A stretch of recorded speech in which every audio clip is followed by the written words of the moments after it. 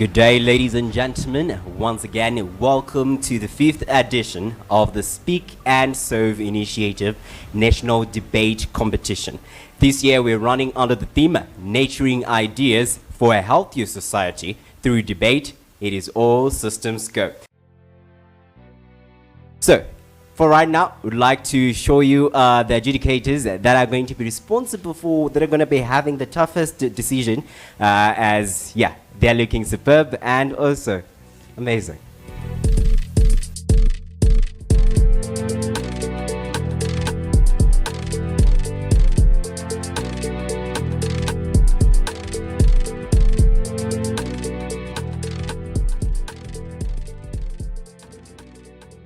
This time we're having institutions from all categories that include universities, polytechnics, and also colleges. So the 12 institutions are going to, the 12 tertiary institutions rather, are going to be battling it out for the honors right here on this competition, which is hashtag SASI debate and hashtag debate for health.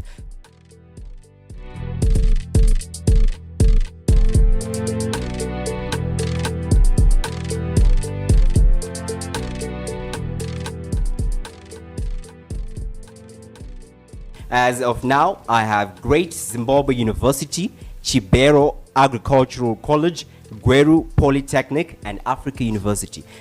Engage with us and tell us which team are you rooting for. So for right now, without wasting any time, just want to get to know our contestants a little bit better. So we're gonna start to my far left. Over there, I want you to introduce your name, tell me the program that you're doing, the institute that you're representing, and also the position of the party that you have selected. My name is Nyasha Masese. I am a software engineering student at Africa University. I'm doing my 3rd year. I am the deputy leader of opposition. All right. Sir? Hello, hi everyone. My name is Robert Ngwarara. I'm a student by AU. I'm doing social work and I'm in my 2nd year. I'm the leader of opposition. All right, thank you, sir. To my far left. Yes. Okay, my name is Panashi Chandwana. I'm from Gweru Polytechnic and I'm studying information and technology. For today, I'm the chief whip. Ma'am? My name is Tanyara Zomchairo. I'm from Gweru Polytechnic, currently studying machine shop engineering. During my 3rd year, I'm the member of opposition for today. Right, to my right.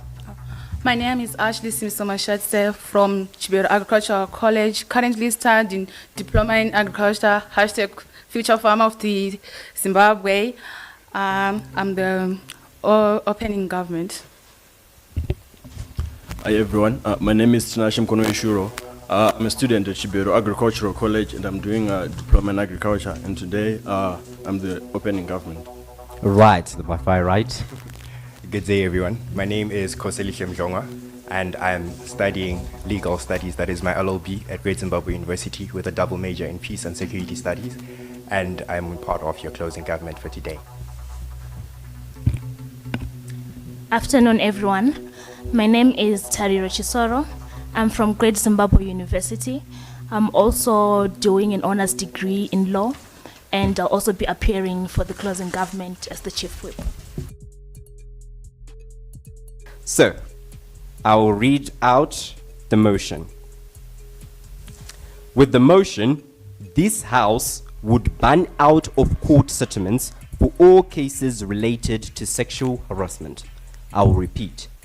This House would ban out of court settlements for all cases related to sexual harassment. So we'll start with the Prime Minister. The Prime Minister, you can actually come forward. This House would ban out of court settlements for all cases related to sexual harassment. I'm start by defining what is out of court settlement. Out of court settlement is a resolution between disputing parties which are not taken to court. For example, which are done in societies and companies. And what is sexual harassment? Sexual harassment is any sexual violence or any sexual or unwelcome sexual behavior that makes someone feel frightened, upset, or humiliated. I say we should ban out of court settlements. Why? Because the violence may outweigh the social cost. I say we must ban out of all court settlements because the actual draw is so much likely to keep on doing the same harassment. For example, if students go on attachment, a farm owner keeps on harassing students, he will keep on doing that if the students are not even reporting, taking this case to court. Because if it is done to on his farm, he's the leader, he's the head of that farm. So if the one who's judging the case, you'll be scared to be fired by that guy. So what we are saying, we should ban these court settlements because they are increasing this sexual harassment. We have our motion to say zero tolerance to our hashtag zero tolerance to sexual harassment. So I'm saying we should ban out court settlements. It also jeopardizes the victim's eligibility for public health services and freedom when the patient's medical needs are covered by Medicare rather than private health. For example, if a person is raped, she can get public health services because if she's got there, they also tell her go to the court. But if it's out of all court settlements, they will say, you cannot go, you can rather go to your private. Let's negotiate this case so that you can go to your private. Well, if you don't want this, we want to reduce this sexual harassment in Zimbabwe because it still keeps going on. If a person is harassed, who's a person who's illiterate, who has grown up on a farm, and she says she will just accept the negotiations because she'll be scared of what it will do. So if we encourage court settlements, it encourages people to stop it. It encourages people to not do sexual harassment if they keep on reporting this issue about sexual harassment. But if it is out of all court settlements, it is not going out. It is not being solved. It's just being solved in the society where it will always increase. While it are not stopping. For us, we need to stop it. So we need to take it to the court so that if the one nation will know that there's sexual harassment, there's someone who was judged because he was sexual harassed. Some people will surely learn that they should not do this. They should not do sexual harassment. They should stop this sexual harassment. And the problem also if we don't ban out of court settlements, the problem will keep roaming around. Those who are harassed will always be kept harassed, and it will continue even in that society, whether it is a farm, whether it is a city, it will always roam around, whether it is an institute. So if we want to ban out of point of information. Okay. Confirm that it's not in all situations that a person is arrested. Yes, I know that. That's how I was supposed to say some certain issues. Oh, can I continue? Some people will then adopt it and become a persistent habit or practice to harass others in the name of their liberties as the lawyers. You say that in the out-of-court settlement, I'm going to be defended by someone. And if I'm going to be defended, I'll just keep harass, and I'll keep on repeating this case. And this must say, this should stop in our country. This should stop. Children and if we should ban out of court settlements because it is traumatizing our students, it is traumatizing the children, it is traumatizing the youth, it is traumatizing the society. Well, we can all agree there was passion over there. All right, so moving forward, we want the leader of opposition. You can come forward, please.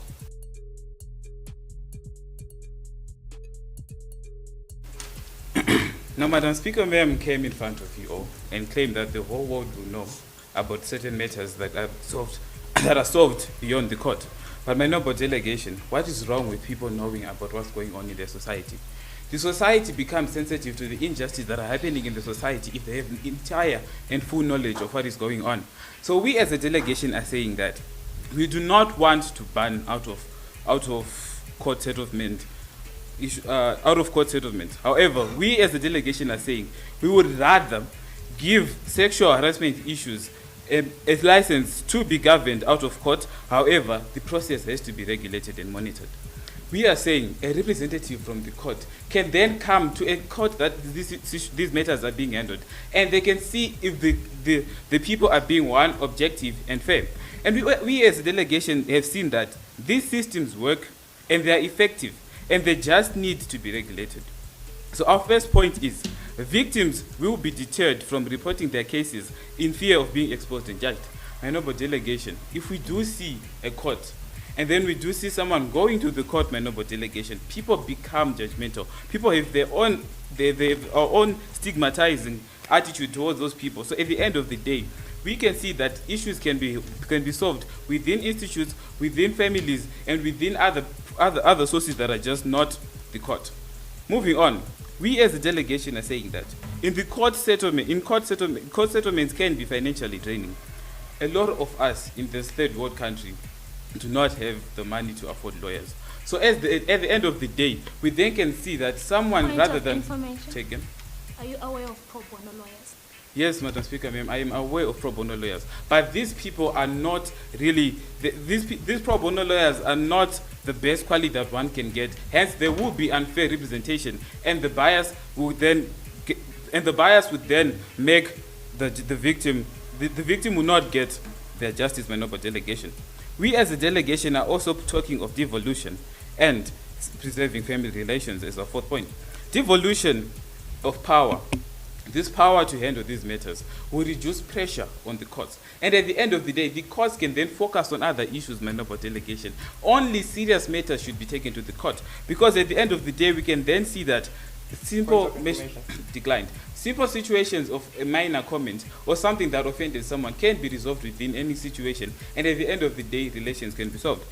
For example, in a family, say someone was offended by a comment that was said by their uncle or someone else.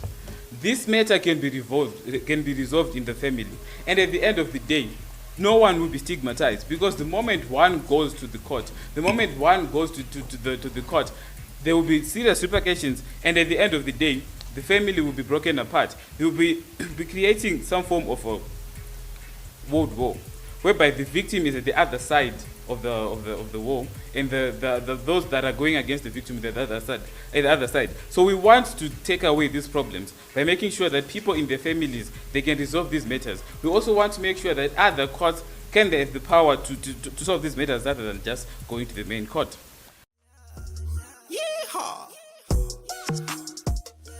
So much. The Deputy Prime Minister can come forward.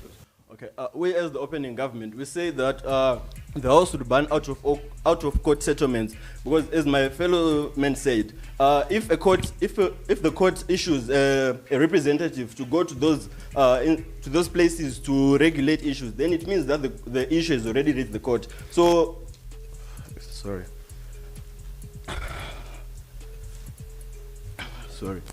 If we ban out of court settlements, and as my colleague said, the individual cost may outweigh the social cost. By solving the cases in-house, it means that for example, if an uncle sexually harasses his or her niece, right? If the case is resolved in-house, then it means the uncle, he or she has the ability to harass any other nephew. By going to court, you are setting parameters for everyone that no one can harass a student, whether a student, a family member, or anyone. And we're going. Sorry. We're saying, if we go to court, right, the cases against sexual harassment and point of arrest. Are you saying going to court changes a person's character? No, I'm not saying it changes a person's character, but as the world, if we see that someone has been sentenced to something, maybe 10 years in prison for rape, it sets other people around who see what they can't keep on harassing students, because a lot of cases are not reported, they're solved in-house, and this disrupts the children. For example, if students, if they are raped and the cases are solved in-house, when they go to school and meet their peers, they talk, they discuss about these things, and when he or she realizes that he or she was molested in any way. Point of information. Yes. So are you clearly stating that it's only sexual violence when it's rape, or there are other forms of sexual violence which are existential? There are also other forms of rape, or other forms, but in this case, out-of-court settlements, in any case related to sexual harassment, if one is made to feel is made uncomfortable by anyone's advances, then it is sexual harassment. You both agree. So if it goes to court, then someone has to pay for that price. Someone has to be held accountable for harassing someone, either a nephew or a student or any worker. At farms, denied. In most cases, when students go to attachments, they are harassed by if the manager's boss is boss. If a manager or boss advances if he or she is the words for someone, right, and that someone turns him down, he or she takes it in a negative way and would like to make sure that someone has a bad time, especially at attachments. The student may end up failing the attachment just because he or she, and in that case, if the kid goes to the court, then the court may support him because he or she is not wrong in this case. Deputy of the deputy leader of the opposition. Now, ladies and gentlemen, I feel like there's been a disparity in our communication. What the government has thought that we are saying is, we are saying let us not hold accountable sexual harassers. No, we are saying let's hold them accountable, but out of court. That is simply what we are saying. Don't bring them to court. Let them handle their cases in-house. That is simply the issue that we are debating. We are not saying don't hold them accountable. Just simply hold them accountable out of court. Oppositionists came and told us that they're pro bono lawyers. There was a POI with, they're saying they're pro bono lawyers that are able to help people with financial issues. But how many pro bono lawyers take cases every day? It's not every day that you get a pro bono lawyer. It's a once-in-a-lifetime opportunity that happens. Most of these people have to hold their burdens on their own financially. They have been harassed, and now they're having debt on top of that because they now have to carry the financial burden of hiring lawyers in court settlements.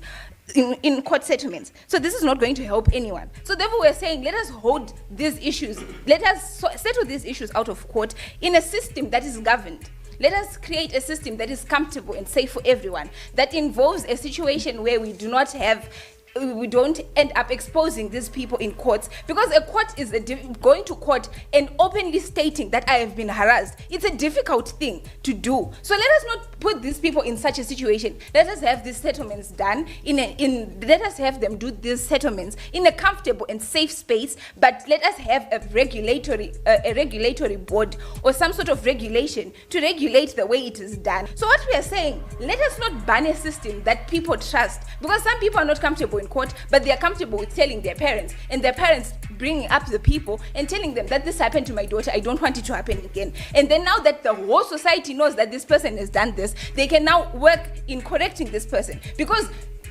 taking a person to court, let's say for a comment, they're just going to be fined and told don't do it again, and then they're going to go back to that home with that same person, and then they are going to have to be forced to look at that person that they took to court. Imagine the kind of friction that is going to be in these families. There's going to be a sort of friction, and the families are going to victimize these people, and they're going to start blaming them for being a terrible person who takes a relative to court. What we have simply created are disparities in families. Instead of solving a problem that could have been solved well, we have simply created a division in families. This ends up not helping anyone in any way. So, ladies and gentlemen, what we are saying as a delegation is that let's not ban these things. Let's just simply regulate them, make them safer, make them efficient, make them fair, instead of putting people out there, putting them in a position that is hurtful, that compromises their safety, that compromises their mental health. Because let us not lie to each other. Families will badger you and they'll make you feel like you're a terrible person for claiming your rights. So, ladies and gentlemen, let's settle these issues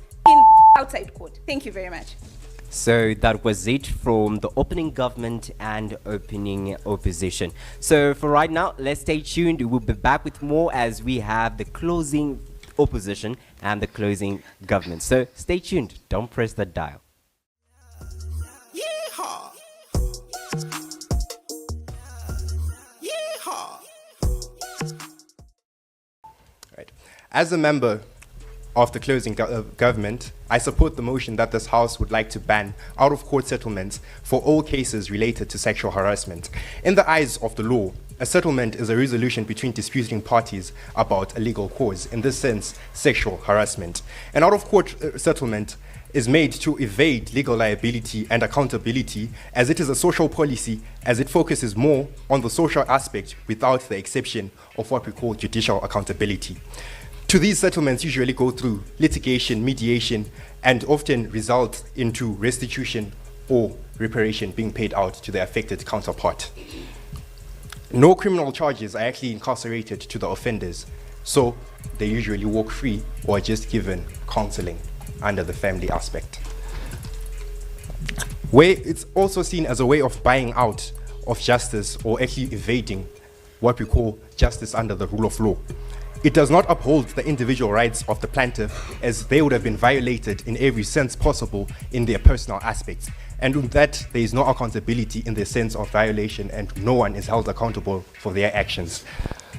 Mediation is the sense of customary law under Ubuntu and Ujamaa, such as Nyerereism, and in the community, it puts the community before the individual. So it upholds the communal rights before the individual rights of the person. Remember, whom was affected here?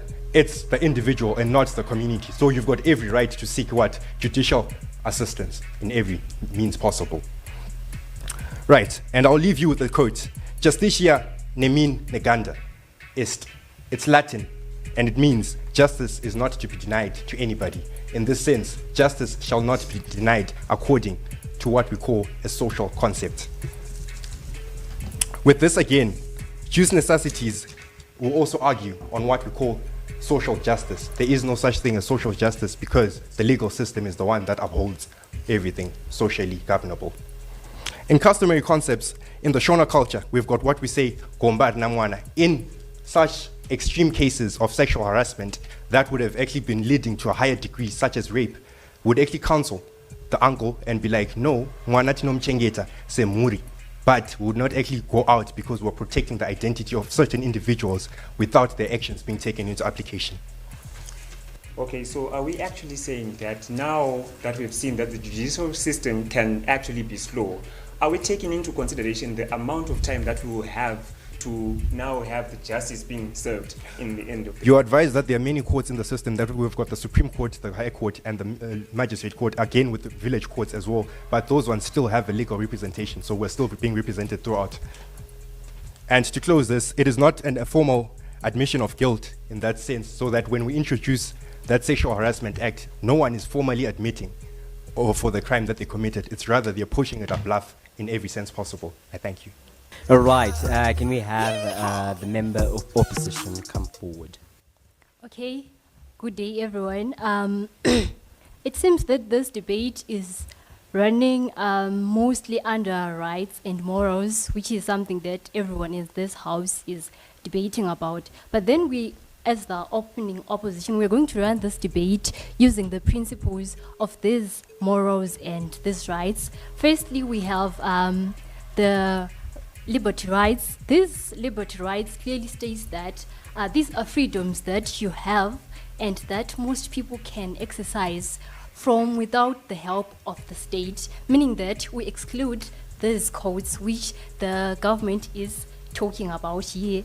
And also we also run with the principle of utility, which clearly states Point of information. something, my partner will attend to that, I'm not taking any, which clearly states that something is good if it leads to the best outcome. So in this case, then I'm now going to rebuttal which the Prime Minister of the government came here and said that some people are not comfortable with the fact of going to court. Why? We are now engaging the fact of privacy. A lot of people then now would say that if I go to court, my case will be a public figure, and a lot of people are going to write a lot of things, and this rather would hurt the feelings of the individual who was sexually harassed. In some cases, this is when we get that they would now then say that she deserved whatever it is that happened, and that leading to trauma and all sorts of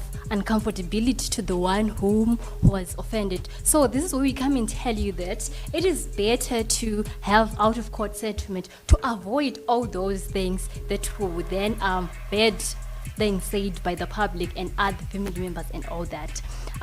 We also tell you that there is the issue of time, where once you have reached a settlement, a payout, you usually arrive to this faster than you would have then had to when going to court. It might take years. Rather, I have an example here of the case of Mbata versus Zijo.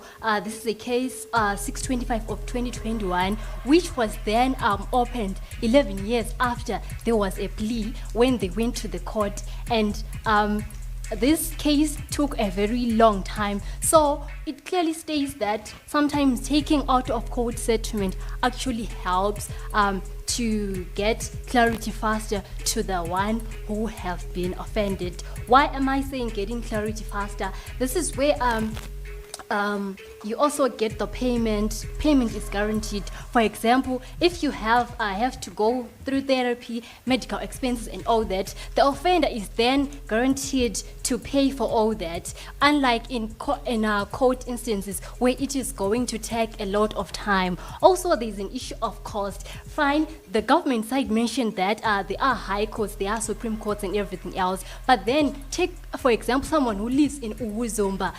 They have to travel all the way from there. I don't know how many times you might be told that, okay, you have to come next time, then you'll be told that you have to come next time.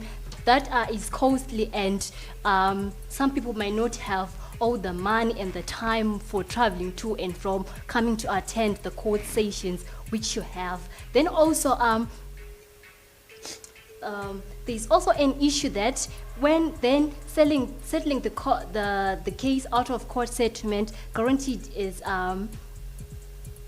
compensation is guaranteed. You can start paying the medical expenses and offering current treatment, which then helps. Right now, can we have the government whip come forward? The speakers of the opposition that spoke before me exhibited serious lack of competence, research, and evidence. I am appearing as your government whip, and I will whip and demystify everything that they have said. Now I'll move on to my first contention. Out of court settlement, out the jurisdiction of the court. When we are talking about the jurisdiction of the court, we're talking about its competency to sit and decide matters between the complainant and the defendant. Sexual harassment is one such matter over which a court may rule. It falls in the domain of criminal law. The courts are perceived to have the best experience in demystifying legal affairs, as they fall in the judiciary, whose role is to interpret the law. This means that aggrieved and wrongful parties do not possess, even with legal advice, enough competency and comprehension of the technicalities of legal issues, just like the speakers who spoke before me. Out of court settlement undermine the discretion and the role of the courts. People need to know that they're entitled to the criminal justice system because its tenets fundamentally seek to instill confidence in the public, as contained in Section 128 of the Criminal Code and Reform Act. Out-of-court settlement for sexual harassment cases would paint a picture of condoning some practices we prohibit for the sake of safety. No matter how long it seems, justice does take its course.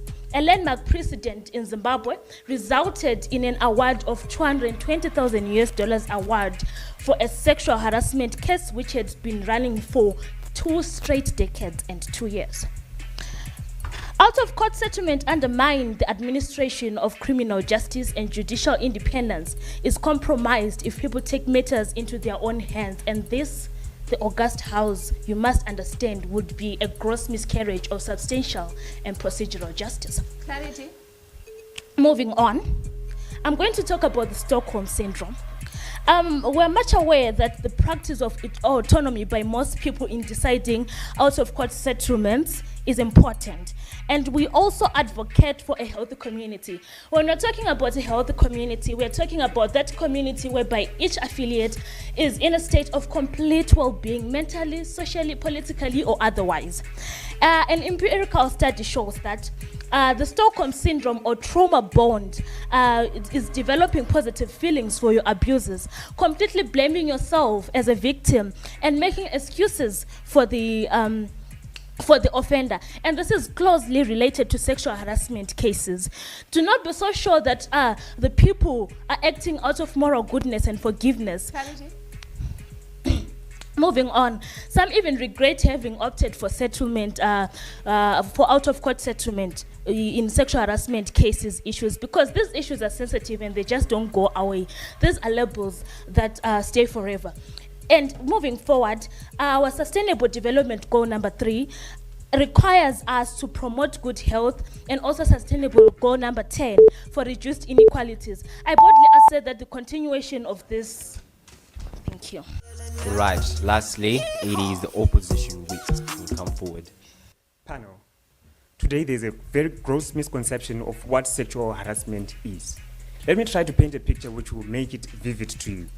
There is the case study of Mbata versus Zijo and CZI, which was there from 2002 to 2003, which was only reopened within 2014, which means this is 11 years of mental torture to what happened to Mbata at the end of the day. But this is something which they are advocating for from this side of the house, where they are saying that they have to take this judicial precedence into their hands for the criminal justice system to work as much as it is. But I do believe that that is something which is very detrimental within a society where mental problems are arising from this sexual harassment, which are existential within the societies which we live in. But just for matter of engagement, I'll engage open in government first. So they come here and then they try to pitch an idea of deterrence at the end of the day. But we believe that at the end of the day, it's something which is to be restorative at the end of the day within a society, because we know that already when there's a sexual harassment, this is no longer a preventative measure which we have to take, but this is something that which is supposed to be a cure at the end of the day. And we believe that out-of-court settlements should not be banned because we have seen that they already work and they are actually fast and in time, right? This is something which our side of the bench has already shown you that time is of the essence. This is where we are seeing that when we do not give the justice to the people who are existential within the societies, looking at the restorative part, this is something that we are going to lose within this debate. Let me educate you, I'll come back to you. So moving on, we move on to the opening opposition, which clearly mentioned that there is a regulation of the sexual harassment which has to be there out of the court. But we'll try to show you on our extension as the closing opposition why we have two fundamental layers of analysis within this debate, which are firstly the negative rights which exist within this debate, secondly the principle of utility. This is where specifically the closing opposition comes in and tells you about the negative rights. The negative rights which are freedoms which we don't have to be exercised just because we have been pushed by the state at the end of the day. Because already we have seen that there is a problem or a flaw within the bureaucratic system within our criminal justice system. And this is something which we want to remove at the end of the day. And then when we move to the principle of utility, this is where we are looking for the best outcome within this debate. But we believe that the best outcome within this debate is only when we find that now the victims who have been opened up to sexual harassment are actually having the restorative measures being put across to them. I will take 1 point from closing government. Sir, are you aware that all rights can be limited in the Constitution? Exactly. This is why you find that there are hierarchies of rights. I am glad that you are a lawyer. This is why we find that the hierarchy of rights starts from the right of autonomy back to the rights which are the secondary rights, which we know as the rights or to privacy. This is something which you have to take into consideration. There are people who are being raped, people who have been exposed to statutory rape, but you want those people to now go into court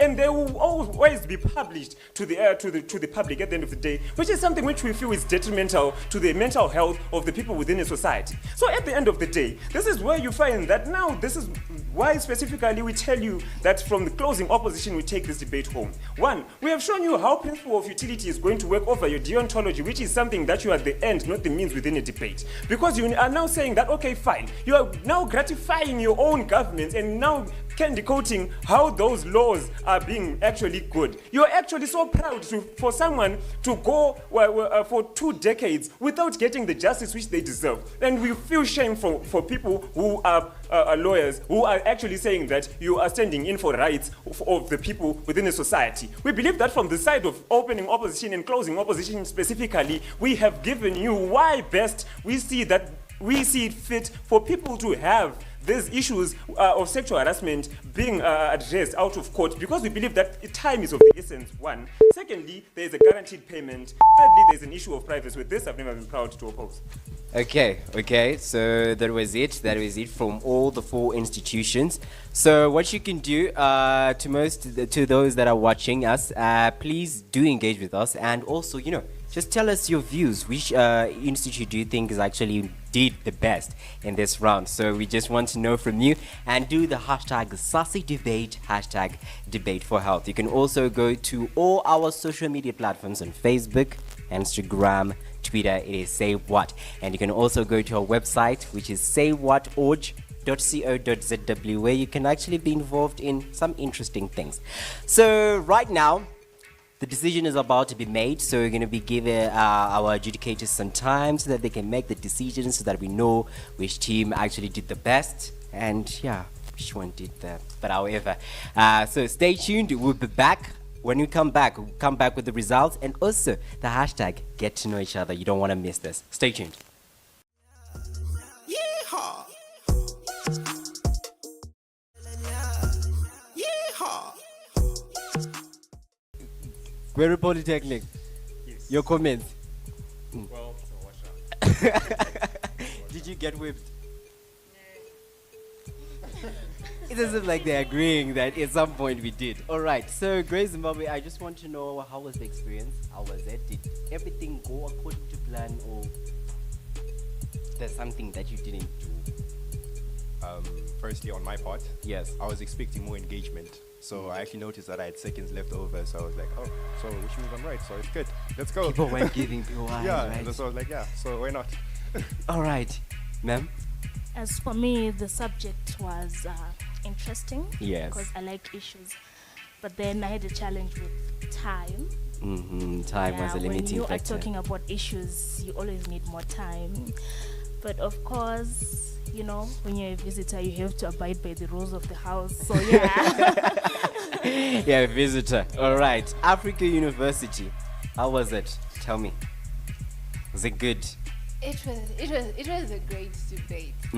It's a great house. It's nice to have a debate where people are engaging, Yes. because if you debate alone, it becomes boring. So when there is engagement and people are challenging you, challenging your thought process, challenging your points, it's interesting and it's fun and it's nice to debate with like minds.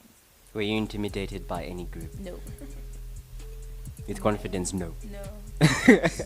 I don't do intimidation. No. Sir, maybe you were at some point. By the graphics, right? Oh.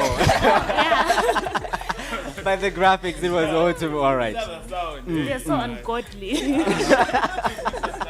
And I enjoyed the debate. You enjoyed the debate. Yeah, I feel like this room is full of people with a lot of passion, and I'm certainly learning everything. Yes. From everyone, I mean. Learning a lot from everyone. And I'm just stubborn, no passion. All right, Chibhero, agricultural. Yeah. How was it? How was it? Firstly, I'm really happy because I'm on TV. Yeah, boy. That's so exciting. Yes. And as you see, when I was there, The energy. Tell me about the energy. Where does that come from? I'm so energetic, you know. The energy. Even if I'm doing my field work, it's for agriculture. I do it with energy. I want to feed you. Yes. So if I don't do it with energy, how are you going to be fed? You're going to be hungry. I wanted some more time. If you could give me like 20 hours or the whole day, You could have just been going. I could have killed someone here. All right, from you, say, how was the experience? How was the experience? I kind of saw as if like you were a bit nervous. How did that go? Very nervous. Yes. Very nervous. I will have to second the point of the graphics and the sound. Yes. That was not awesome. For real. I was very nervous. I was very nervous. But the experience, it was great though. Great exposure for us as a college, Chibhero Agricultural College. I'm a little disappointed though, because yesterday when we were telling each other about our institutions, you'd say I'm from Chibhero, and you're like, where's Chibhero? And it was like, what? So an institution, an affiliate of UZ is not known by the world. So by coming here and having this debate, which most of us as agricultural students face at attachments, colleges, and I'm sure at other universities. Yes, true. It was a great debate. I really enjoyed it. Do you have any strategy as we go up as we move to the next round? Any strategy that you just want to be like, no, we want to change our game plan? Of course, we have a strategy, but I'm not sure we'll be comfortable telling To disclose it. Yeah, some of you these have to teams, keep maybe It's confidential. yes, some of these teams maybe might meet them in the second. They would know that CAC is So let's just strategy. leave it like So that. let's attach You are this like keeping this. the cards close to your chest. Yes, but I hope the second round will be better than this one. All right. Gweru Polytechnic. Are you okay? Yes, we are. The lady and she's looking. Are you good? Yes, I'm okay. How was the experience? It was okay. It was fine. Yeah. next round, are we going to whip people? Because this time, this one we're saying they have whipped you. Are we going to whip? It depends. If we get the same bench the next round, then that's when we are going to decide that. Sir, how was it for you?